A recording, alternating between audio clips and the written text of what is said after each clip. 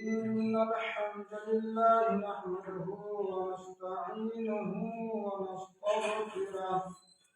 ونعوذ بالله من شرور أنفسنا ومن سيئات أعمالنا من يهده الله فلا مضل له ومن يضلل فلا هادي له وأشهد أن لا إله إلا الله وحده لا شريك له وأشهد أن محمدا عبده ورسوله أما بعد فأعوذ بالله من الشيطان الرجيم بسم الله الرحمن الرحيم قاف والقرآن المجيد بل عجبوا أن جاءهم منهم فقال الكافرون هذا شيء عجيب أئذا متنا وكنا ترابا ذلك رجع بعيد قد علمنا ما تنقص الأرض منه وعندنا كتاب حفيظ بل كذبوا بالحق لما جاءهم فهم في أمر مريج أفلم ينظروا إلى السماء فوقهم كيف بنينا وزينا وما لها من فروج والأرض مددناها وألقينا فيها رواسي وأنبتنا فيها من كل زوج بهيج تبصرة وذكرى لكل عبد منيب ونزلنا من السماء ماء مباركا فأنبتنا به جنات وحب الحصيد والنخل باسقات لها طلع نضيد رزقا للعباد وحيينا به بلدة ميتا كذلك الخروج كذبت قبلهم قوم نوح وأصحاب رس وثمود وعاد وفرعون وإخوان لوط وأصحاب الأيكة وقوم تبع كل كذب الرسل فحق وعيد أفعينا بالخلق الأول بل هم في لبس من خلق جديد إن خير الهدي هدي محمد صلى الله عليه وسلم وشر الأمور محدثاتها وكل محدثة بدعة وكل بدعة ضلالة وكل ضلالة في النار قال الله تبارك وتعالى في القرآن المجيد والفرقان الحميد قل للمؤمنين يغضوا من أبصارهم ويحفظوا فروجهم رب اشرح لي صدري ويسر لي أمري واحلل عقدة من لساني يفقه قولي ربي زدني علما जुमला किस्म की बड़ाई बुजुर्गी उस पाक परवरदिगार आलम के लिए लायक और ज़िबा है जिसने हमें और आपको इस ज़मीन के ऊपर तख्लीक फरमाई। अल्लाह का बेशुमार दरूद व सलाम नाज़िल हों अल्लाह के तमाम बरगुज़ीदा पैगंबर खुसूसन जनाब अरबी मोहम्मद रसूलुल्लाह सल्लल्लाहु अलैहि वसल्लम के ऊपर जिन्होंने हमारी रुश्त हिदायत के लिए इस दुनिया फ़ानी के अंदर बहुत ही तकलीफ़ और मशक्क़त झेली। मोहतरम बुजुर्गों और इस्लामी नौजवान साथियों, इस्लाम एक मुकम्मल ज़ाब्ता-ए हयात का नाम है। इस्लाम صرف ہم کو مذہبی مسلکی بات نہیں سکھلاتا ہے، بلکہ وہ دین ہے، وہ ایک مستقل دھرم ہے، دین ہے۔ وہ کسی ادیان سے نکلا ہوا نہیں ہے، وہ کسی دین سے نکلا ہوا نہیں ہے، بلکہ اس اسلام سے جو ہے لوگوں نے راہ فرار اختیار کر لی، اور لوگ مسلکی اعتبار سے پھر اس دین کے اندر جو صاف ستھرا دین تھا، شرک و بدعات سے بالکل پاک تھا، شیطانی وسوسہ میں آ کر کے اور وہ دین کو گھٹ گھٹ کر کے ایک الگ دین اختیار کر دیا۔ یہ بات کی بات ہے، لیکن اللہ رب العالمین کی جانب سے جو دین جو نکلا ہوا، جو دین جو نازل ہے، اللہ رب العالمین نے جس دین کو بھیجا ہے، وہ دین محمد رسول اللہ صلی اللہ تعالی علیہ وسلم سے لے کر کے آدم تک تمام انبیاء کرام کا دین ایک ہی دین تھا۔ اس دین کے اندر حسب ضرورت لوگوں کے حالات ظروف کے مطابق جو کچھ قوانین، جو فرعی مسائل تھے، اس فروع کے اندر تبدیلی اور چینجنگ، جس کو ناسخ و منسوخ جو ہے اصطلاحی صورت میں اسے کہا جاتا ہے، حسب ضرورت اللہ رب العالمین نے امت سابقہ کے اوپر فروعی مسائل کے اندر چینجنگ لائی، لیکن جو بنیادی چیز ہے، اس بنیادی چیز کے اندر کسی طرح کی مصالحت نہیں کی گئی، کسی طرح کی مصالحت سمجھوتا نہیں کیا گیا، بلکہ اس بنیاد کو رکھا۔ آج ہم جس دین پہ فخر کرتے ہیں کہ ہمارا دین سب سے سندر ہے، ہمارا دین سب سے اچھا ہے، لیکن عملی زندگی میں جب ہم اس انسان کی زندگی پہ غور و فکر کرتے ہیں تو صرف خوفنا دعویٰ کر رہا ہے، عملی زندگی میں کچھ بھی نہیں ہے، نہ ان سے حقوق اللہ کی ادائیگی ہو پا رہی ہے، اور نہ ہی ان سے حقوق العباد کی ادائیگی ہو پا رہی ہے، اور اس دنیا میں بسنے والے جتنے بھی لوگ ہیں تو سارے کے سارے لوگ افراط و تفریط کے شکار ہیں۔ کسی قوم کے اندر حقوق العباد کی پاسداری ہے تو کسی قوم کے اندر حقوق العباد ناپید ہے، مفقود ہے۔ گویا کہ اسلام اپنے ماننے والوں کو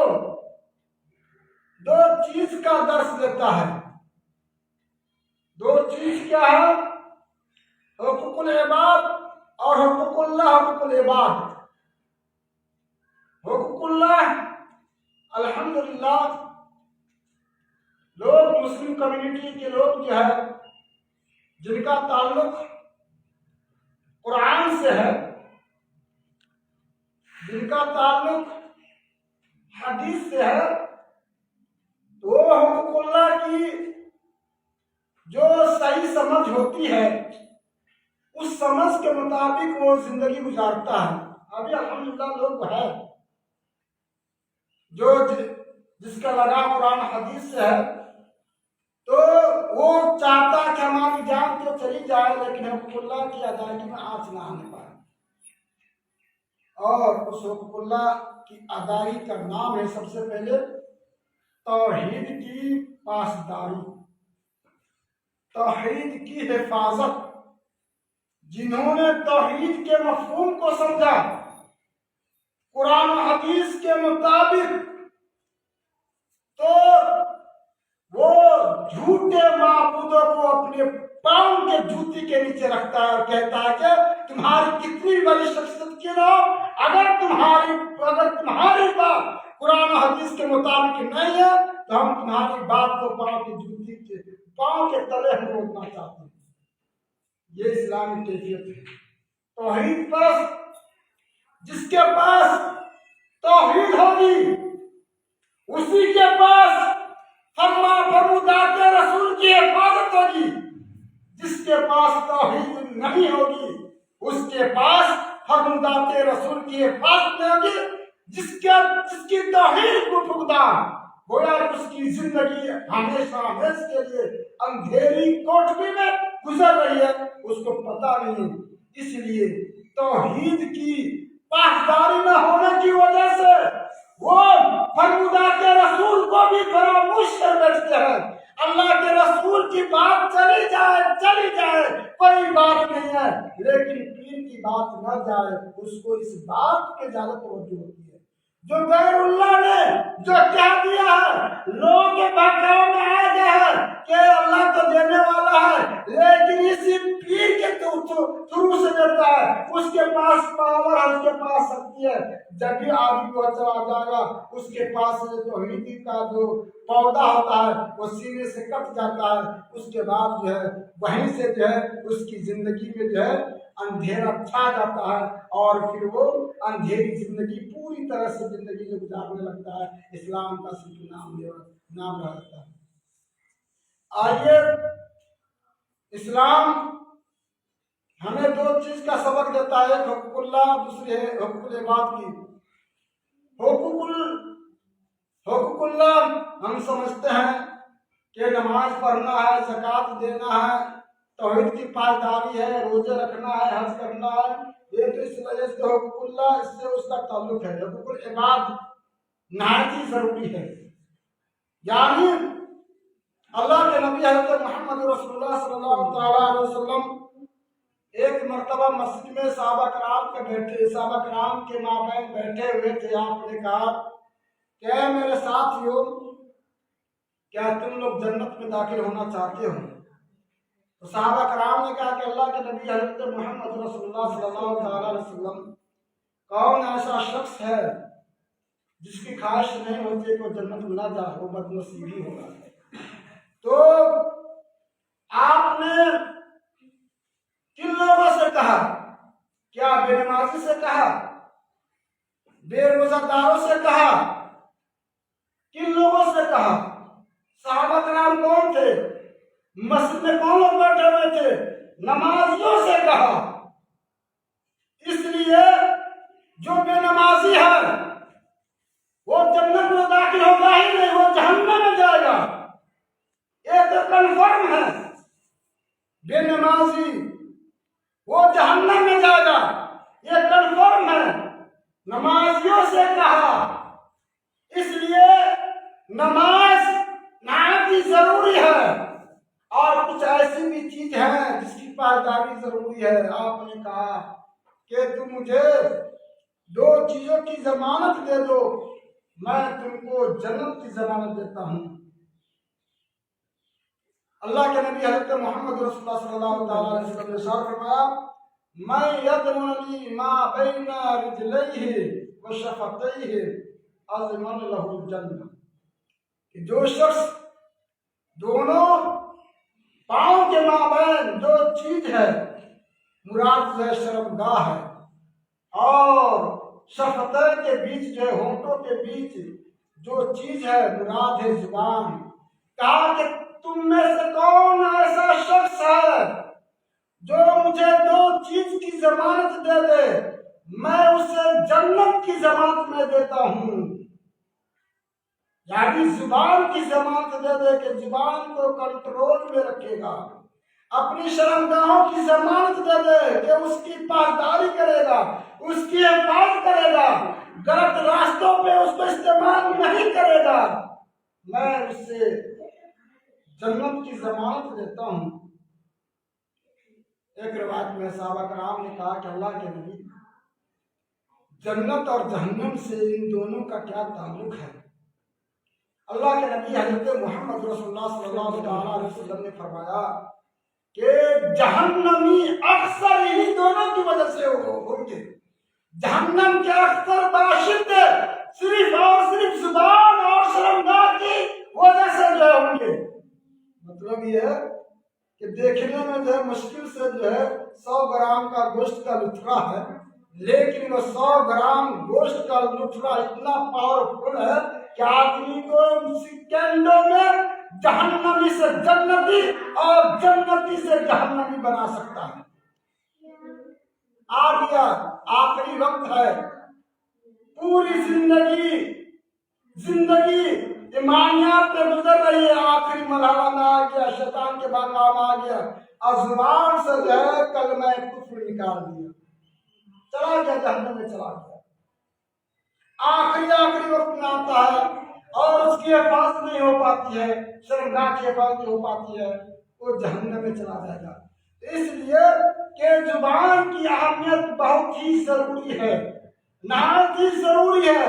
اور حقوق العباد میں سے اس کا بہت اہم رول ہے اس کی ادائیگی میں۔ اس لیے کہ زبان آپ میٹھی رکھیں گے تو انشاءاللہ العزیز آپ جس معاشرے کے اندر رہتے ہیں اس معاشرے کے اندر آپ کی اہمیت، آپ کا وزن بڑھ جائے گا، لوگ آپ کو ہاتھوں رکھیں گے۔ دیکھیے اللہ کے نبی حضرت محمد رسول اللہ صلی اللہ علیہ وسلم اس زبان ہی کی وجہ سے اخلاق کریمہ کے منصب میں فاز تھے۔ اللہ کے نبی حضرت محمد رسول اللہ صلی اللہ علیہ وسلم زبان کی وجہ سے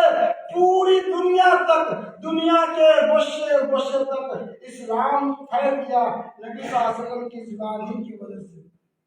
دیکھیے، اور اس میں سے زبان کی حفاظت میں سے کہ آپ جو ہے کسی سے بات کریں، کسی سے گفتگو کریں تو بہتر طریقے سے کریں، رسپیکٹ دیں، تکبر انداز میں نہ کریں، اور تکبر کو خاتمے کے لیے سب سے پہلا جو حربہ ہے وہ سلام ہی ہے۔ آپ سلام کریں، آپ کے تئیں کسی کے دل میں کینہ کپٹ ہو، سلام کرتے وقت ہی ایٹومیٹک وہ کینہ کپٹ جو ہے سینے سے جو ہے نکل جاتا ہے۔ انسان کا سینہ بالکل جو ہے حسد بغض سے جو ہے پاک ہو جاتا ہے، پھر دونوں کے اندر جو ہے محبت پیدا ہو جاتی ہے۔ یہ سلام اللہ کے نبی حضرت محمد رسول اللہ صلی اللہ علیہ وسلم نے ارشاد فرمایا، افشوا السلام واطعموا الطعام وصلوا باللیل والناس نیام، کہ لوگوں آپس میں سلام کا فروغ دیا کرو، خوب سلام کیا کرو، اور مسکینوں کو جی بھر کر کے کھانا کھلایا کرو، اور اللہ رب العالمین کو اس وقت منایا کرو جب ساری کائنات سو رہی ہو اور تو تنے تنہا روٹ کر کے جو ہے منہ پھلا کر کے اللہ کے دربار میں آیا ہو۔ اللہ رب العالمین تو کہتا ہے کوئی بندہ منہ پھلانے والا، ہے کوئی بندہ مجھ سے اٹھنے والا، آؤ ہمارے دروازے میں آؤ، ہم تم کو جو ہے بے سہارا نہیں چھوڑیں گے، ہم تم کو سہارا دے کر کے چھوڑیں گے۔ ہے کوئی اس دنیا کے اندر آپ تو سمجھتا ہے انسانوں کی حرکت کے کہ اپنے آپ میں وہ خدا بن بیٹھا ہوا ہے، وہ سمجھتا ہے کہ یہی ہماری جو زندگی ہے، یہی کلی زندگی ہے، یہی پوری زندگی ہے، ہم کو اللہ رب العالمین سے ملنا نہیں ہے، ہم کو حساب و کتاب نہیں دینا ہے۔ وہ اللہ رب العالمین جو ساری کائنات کا پالنہار ہے، جو شہنشاہوں کا شہنشاہ ہے، جو مالک الملک ہے، ساری کائنات کی بادشاہ صرف اللہ رب العالمین کی ہاتھ، اللہ رب العالمین کے ہاتھ میں ہے، اللہ رب العالمین کے قبضہ قدرت میں ہے۔ اس کی شکتی سے، اس کی قدرت سے مخلوق میں ایک چھوٹی سی مخلوق اس کی قدرت سے بچ نہیں سکتی۔ اتنا بڑا، اتنی بڑی ذات اللہ رب العالمین راتوں کو ہر رات یہ ندا لگاتا ہے، حل من مستغفر استغفر اغفر له، حل من مسترزق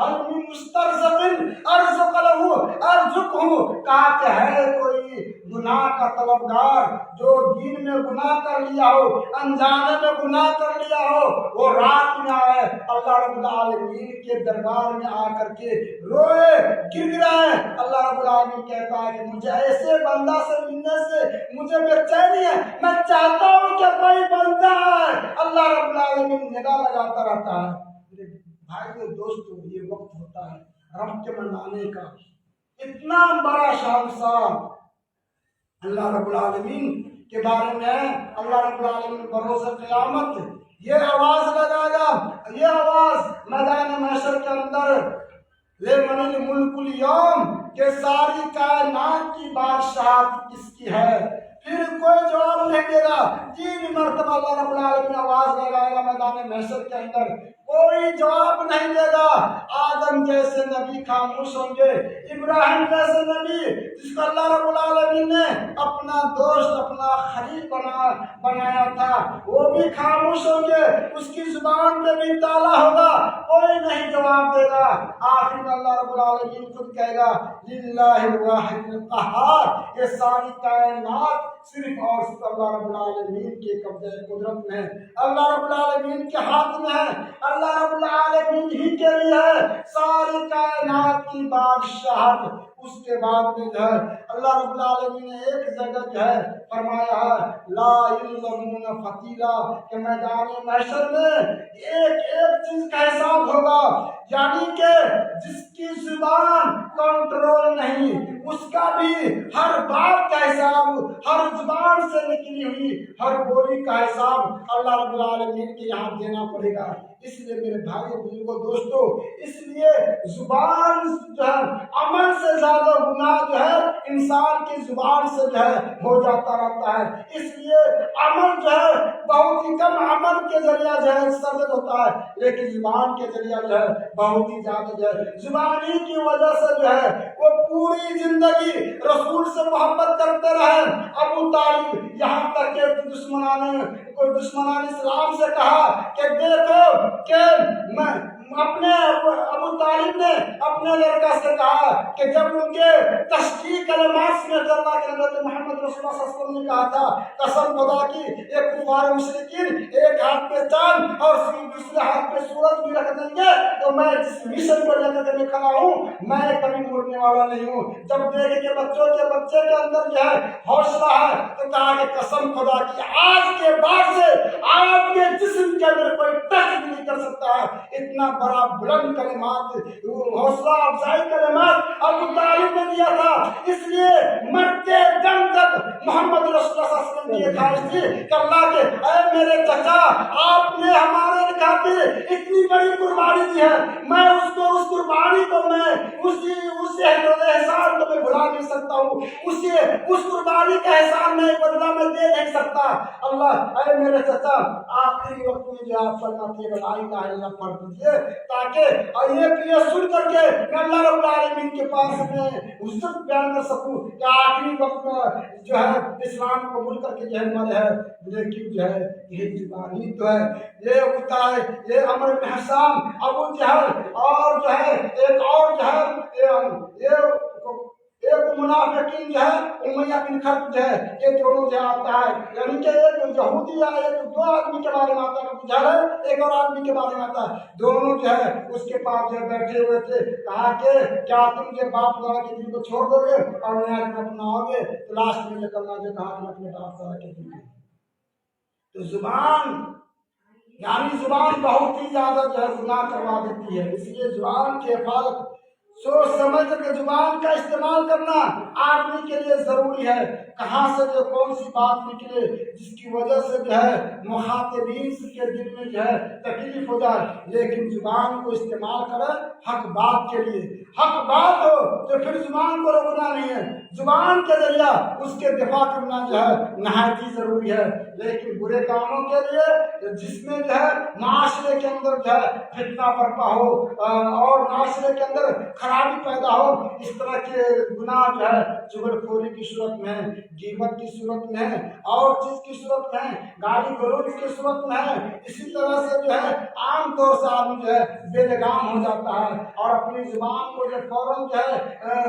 اپنی زبان کو جو ہے گندا کر دیتا ہے، یعنی ایسی گالی دینے لگتا ہے ولیعاذ باللہ۔ اس لیے کہ میرے بزرگوں دوستوں، زبان کی حفاظت کرنا جو ہے نہایت ہی ضروری ہے۔ اللہ کے نبی حضرت محمد رسول اللہ صلی اللہ علیہ وسلم نے فرمایا سباب المسلم فسوق، کہ مسلمانوں کو گالی دینا جو ہے کیا ہے؟ فسق و فجور والا کام ہے۔ گالی دینا بہت بڑا گناہ ہے، فاسق کہا گیا ہے، فسق و فجور سے تعبیر دی گئی ہے اور کہا کہ وہ قتال کفر، اس کے بعد میں جو کہتا ہے کہ اس سے جو ہے قتال کرنا جو ہے کیا ہے؟ کفر ہے۔ دیکھیے سب سے پہلے جو ہے کن چیز کو لایا؟ زبان ہی کو استعمال میں لانے والا، کہ سباب المسلم فسوق، کہ آدمی کا جو ہے گناہ کا آغاز جو ہے زبانی سے ہوتا ہے، یعنی کہ زبانی کو گناہ کرنے پہل کرتا ہے، یعنی بات کے ذریعہ، یعنی بری باتوں کے ذریعہ۔ اس کے بعد جو نوبت آتی ہے فسق سے جو شروع ہوتا ہے اور انسان کو جو ہے کفر تک لے جاتا ہے، وہ کتاب کفر، یعنی کہ شروعات جو ہے زبان سے وہ گناہ ہوتا ہے، اس کا انت جو ہے کفر پہ جا پہنچتا ہے، جب جو ہے ہاتھ چلانا شروع کر دیتا ہے، پیر چلانا شروع کر دیتا ہے، ہتھیار چلانا شروع کر دیتا ہے، اور اتنا بڑا جرم ہوتا ہے کہ کفر تک جو پہنچا دیتا ہے۔ میرے بھائی بزرگوں دوستوں، اس لیے اس زبان کی حفاظت کرنا نہایت ضروری ہے۔ اس کے بعد میں جو ہے حقوق العباد میں سے آتا ہے کہ حقوق العباد میں سے آتا ہے کہ بندہ کیا کرے کہ اپنی نگاہ کو نیچے رکھے، یعنی جب تک انسان اپنی نگاہوں پہ کنٹرول رکھے گا انشاءاللہ العزیز حقوق العباد کی پاسداری جو ہے ہوتی رہے گی۔ اسی بات کو جو ہے اللہ رب العالمین نے کہا قل للمؤمنین یغضوا من ابصارہم ویحفظوا فروجہم،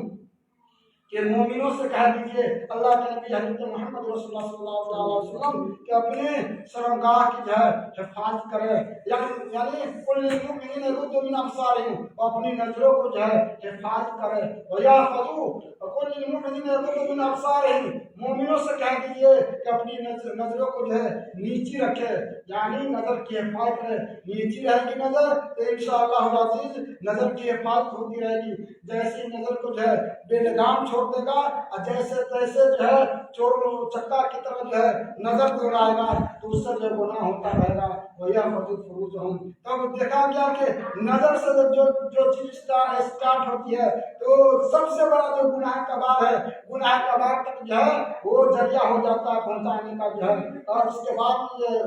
بعد میں فرمایا کہ نگاہ نیچی رہے گی تو شرمگاہ کی حفاظت ہوگی، جب نگاہ نیچی نہیں رہے گی، نگاہ کو چھوڑ دے گا تو لا محالہ شیطان کے وسوسے میں آ کر کے وہ اس کی شرمگاہ پر بھی قابو نہیں ہو پائے گا۔ اس لیے فرمایا قل للمؤمنین یغضوا من ابصارہم ویحفظوا فروجہم، مومنوں سے کہہ دیجیے کہ نگاہ کو نیچی رکھے، ویحفظوا فروجہم، اور اپنی شرمگاہ کی حفاظت کرے۔ محترم صاحب کرام، انہی چند باتوں پہ آج کے جمعہ کا خطبہ اختتام کرتا ہوں۔ اللہ رب العالمین سے دعا کرتا ہوں کہ اللہ العالمین جو کچھ ہم سنتے ہیں اس پر عمل کرنے کی توفیق دے۔ وأقول قولي هذا أستغفر الله لي ولكم ولجميع المؤمنين والمؤمنات والمسلمين والمسلمات